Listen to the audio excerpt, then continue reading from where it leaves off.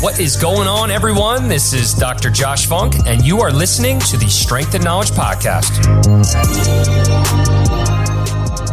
What's up, everybody? It's Dr. Josh Funk. After 2024 CSM 3 days out, it is me and Dr. Zach Baker, a.k.a. Uncle Baker, for those of you that know him very, very well.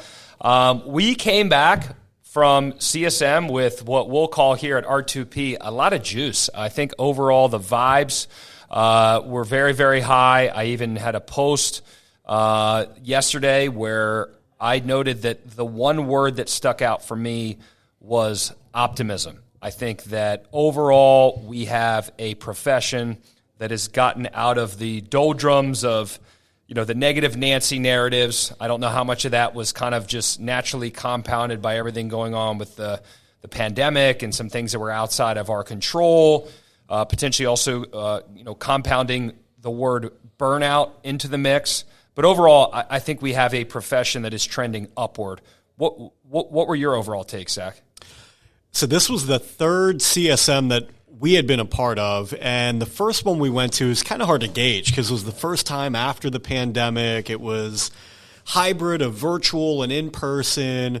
Last year it picked up. This year felt different, though. There was over 15,000, I think maybe over 16,000 people there.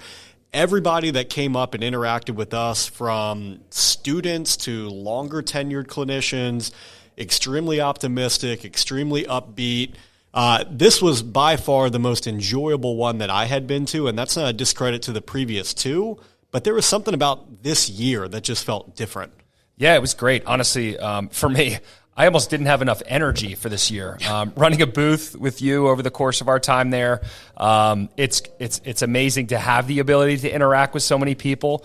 But I definitely found myself at the end of every day ready to go to bed. So for those of you that I didn't get to see during CSM, and that includes some of my favorites at the CalU group, where I was unable to make it to the Friday meetup, as well as our University of Maryland alumni meetup, I was exhausted. And as you can imagine, being in a lot of different places, with 15 to 16,000 different people, having a ton of events, it was very, very challenging to really put yourself in a situation where you were seeing everybody despite being in relatively close proximity. Zach, what was your biggest takeaway in terms of either conversations with students, conversations with other professionals? What's something that you are doing differently as a result of your time at CSM? So one thing that I think is different now compared to several years ago from my lens, which is kind of more the academic educational side of things, is the awareness of postgraduate opportunities. So whether that's formal residencies or fellowships, or people just being more intentional about where they are getting their first job. I found myself answering a lot of really good questions when people came up, wanting to know more about Rehab to Perform, wanting to know more about the R2P sports residency. Students are doing their homework, and they can tell the difference between a good company and just an average company, and they know what they want. It's no longer just going to school, graduating, and finding a job. It's going to school, graduating, having a very intentional vision of what they want to accomplish, and making sure that they're getting in with an organization that meets that vision. And it's refreshing to see, because I felt like all of the conversations I had with people were genuine. I didn't feel like I was just reciting a script or going through the motions. People actually came up and sought us out with some degree of intentionality with it.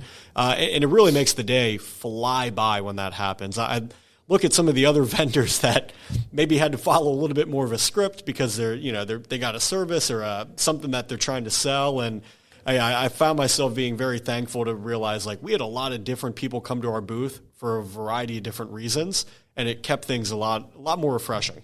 Agreed. I think in our situation, the central theme to our booth was really just relationship development. Yeah. I think that when you talk about our academy, which is why we're there, we're looking to educate and inform professionals. We have the residency arm that's there. We're trying to create awareness and drive interest. And then also in our company to people who are potentially looking for a job.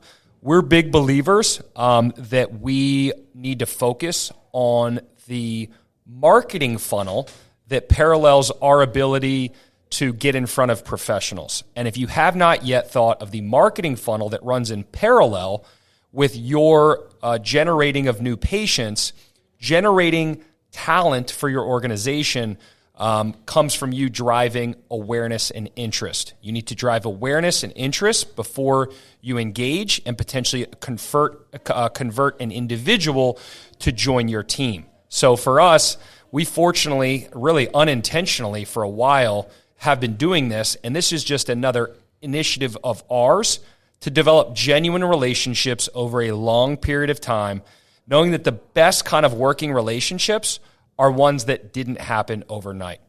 Zach, as it relates to the residency itself, I got a lot of questions about the evolution of our residency. So when you're talking about the conversations that you're having with individuals who are coming up, expressing genuine interest for what is going on with our company, the residency was one of them.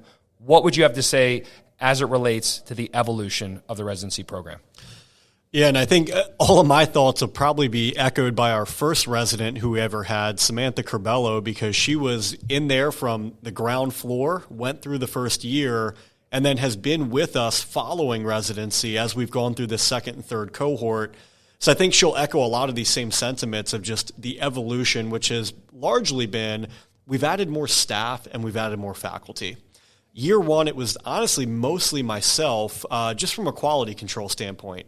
We didn't know exactly what we were getting into in regards to how our plan would play out.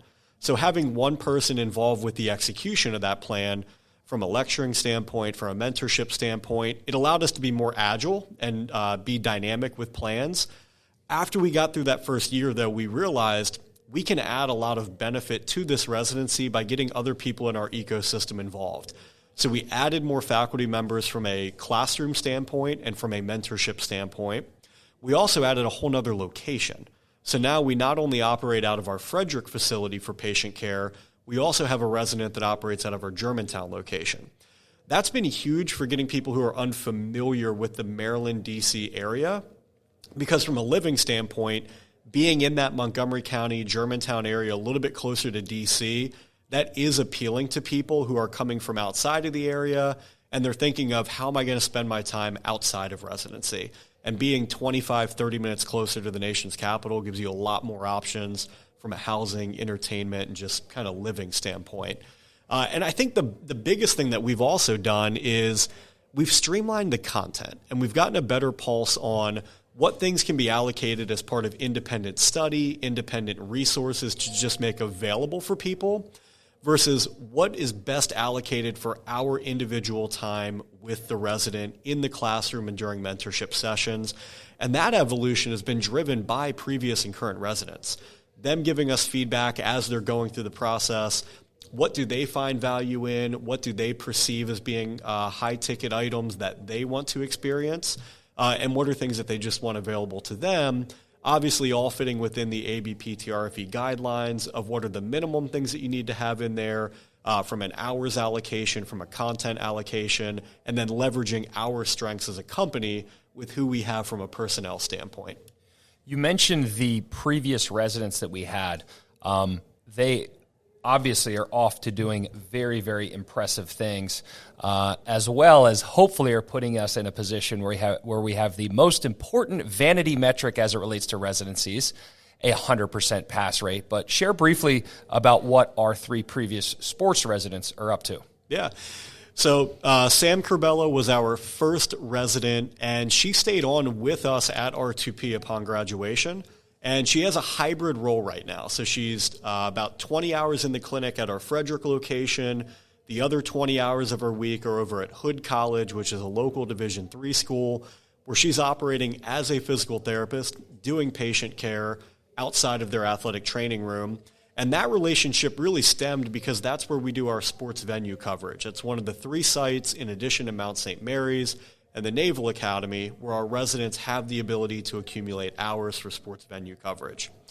Our second cohort brought us Christian Huckfelt and Bami Adu. Christian was adamant about getting into the baseball world, and he ended up landing a job within the Houston Astros organization. He's down in Florida right now at their facility. And then Bami transitioned into the pro soccer world and is on the West Coast with the Seattle Sounders. Currently, we've got Seth Hawks and Abby Hammond. And admittedly, they're still pretty open in regards to where they want to go. They're not really tied into needing to go into pro sports, needing to go into collegiate sports, needing to go into an outpatient environment. They're both right in the thick of it right now, halfway through their cohort, and still trying to be in that exploratory phase of what they think is the best fit for them. Regardless of what they choose, they're going to do really well. You talk a little bit about the diversification of the faculty in terms of bringing different people in with different strengths. It makes me think about the burnout word, and then the fact that diversification of what people do on a regular basis also can bring them with certain levels of fulfillment. Tying this into the talk that I was able to be a part of, diversification of revenue or diversification of your business. And that's something that I think that over the years we have done very, very well with regards to providing people with different pathways or different tracks. This relates to one of my big CSM takeaways as it relates to just all of the different options that people can have after graduation. We have former PT students that are in professional sports. We have certain PT students that have never worked in a formal clinic and are doing entirely fitness programming online based on social media branding. We have other ones in non-clinical roles with certain companies. We have others that have gone more formal routes with regards to clinical site directors, some in the military.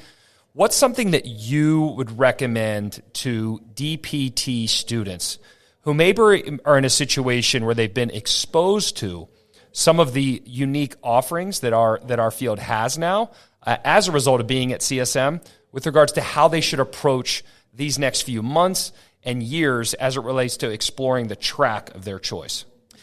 I think the biggest thing they can do is figure out who are the other people that have jobs in the area that they want to be. If they're interested in college sports, find PTs that are in college sports. If you're interested in owning your own practice, find people who have gone through those steps. And I think this is where you start to make those genuine connections that you talked about earlier, where early in your career, you meet people, you network, you get your name and face in front of them, and you start that hopefully kind of lifelong and career-long relationship that may end up opening some doors to you in the future from an employment standpoint, or it may just open your eyes to areas of that career choice or field of that career that were unbeknownst to you, either positively or negatively. There's a lot of people that go into a certain setting with an idea of what it looks like, and until you actually spend time there, you don't truly know what the day-to-day looks like. So I think there's a superficial understanding, and then there's a little bit more deep understanding that if you surround yourself with the right people, ask the right questions, and seek out the right experiences, you should get a very accurate representation of what that setting or that job or responsibility looks like.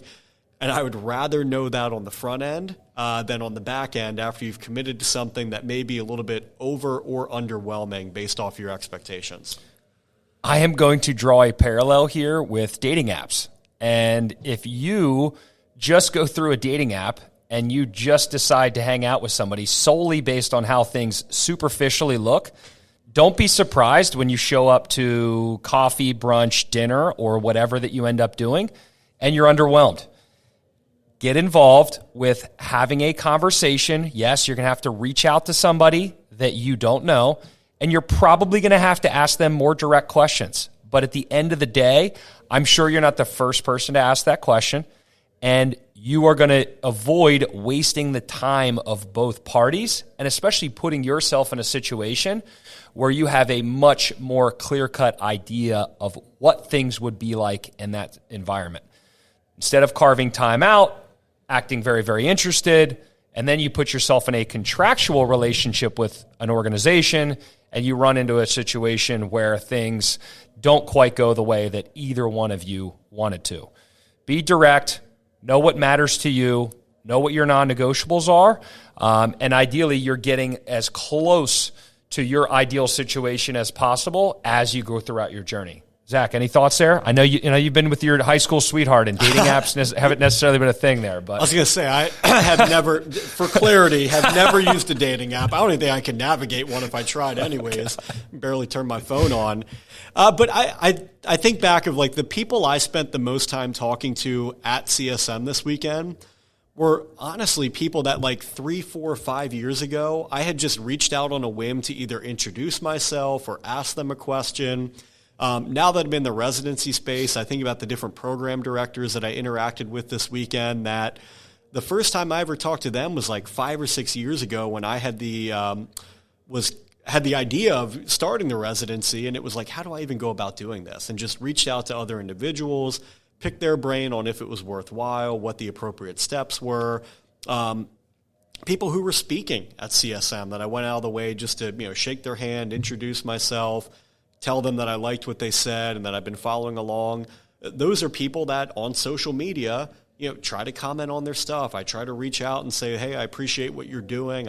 Your content resonates with me. And it's usually just those little informal interactions that develop into something relatively meaningful along the way. So, don't downplay that stuff, but I'll also have the caveat of saying, like, be intentional with it and be genuine with it. Don't just blast out 100 messages to people and forget who you talked to and forget what you said to them.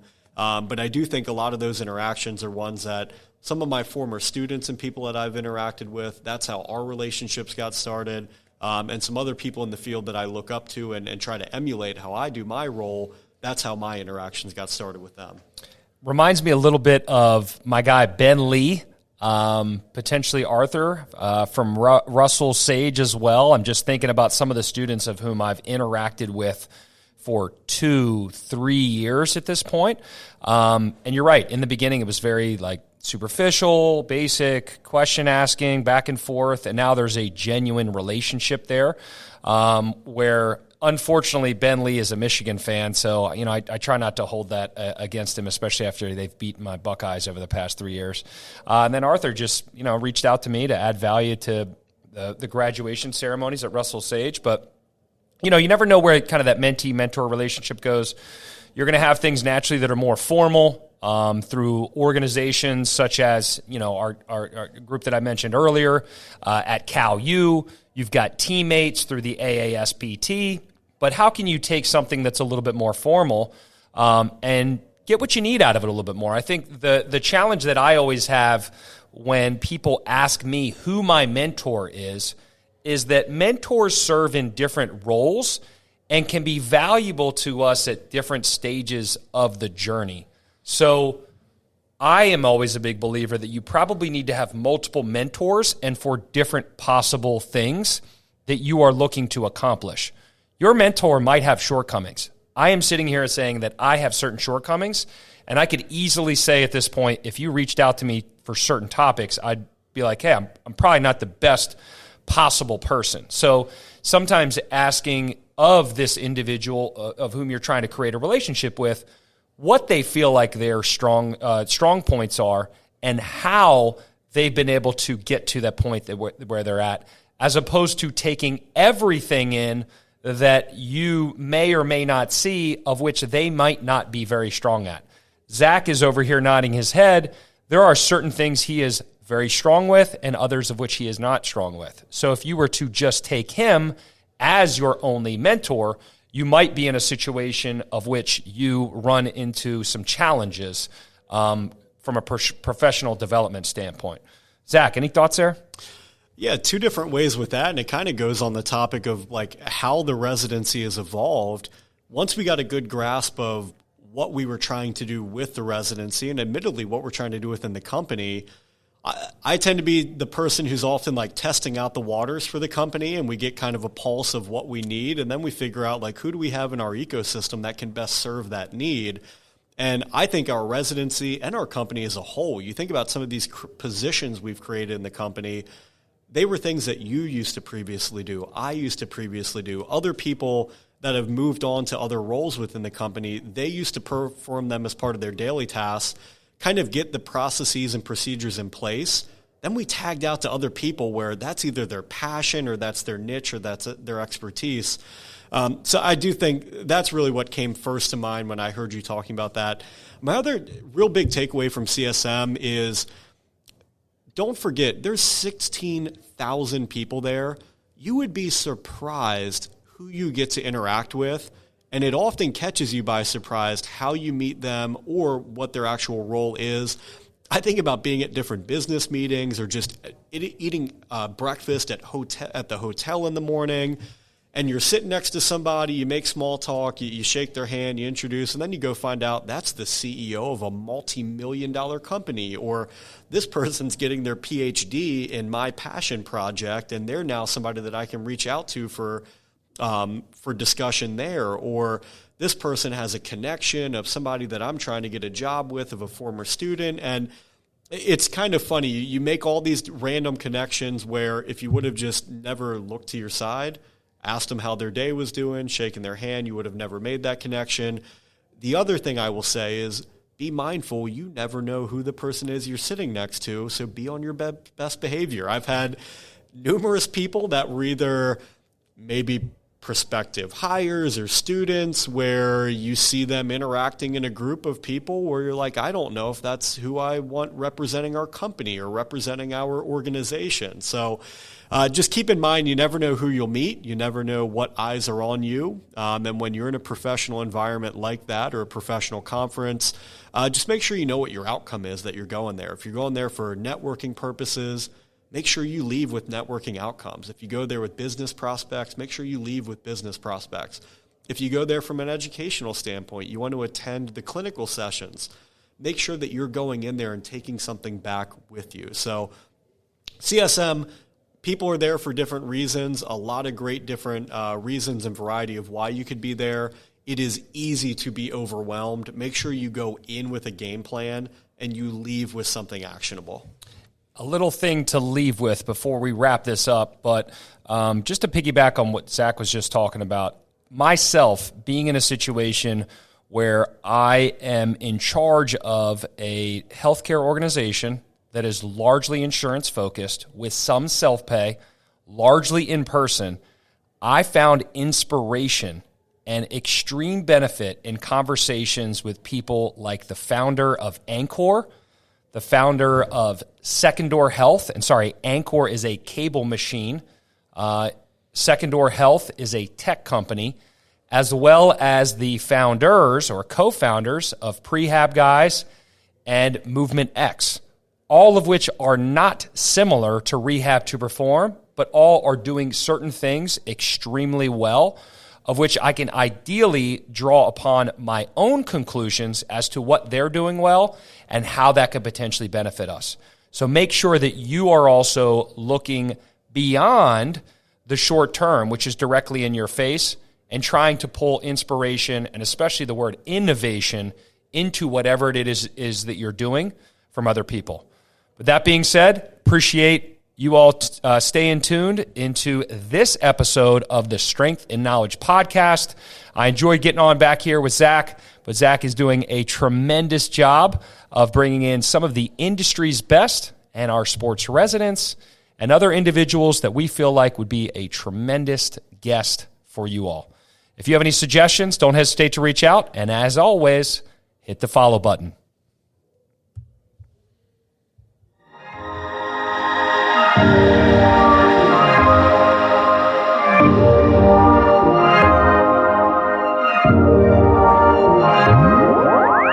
Thank you for listening to the Strength and Knowledge Podcast. If you enjoyed this episode or have been tuned in for multiple episodes, we would love for you to subscribe, rate, and give us a review on Apple Podcast or Spotify. Until next time, thanks for listening.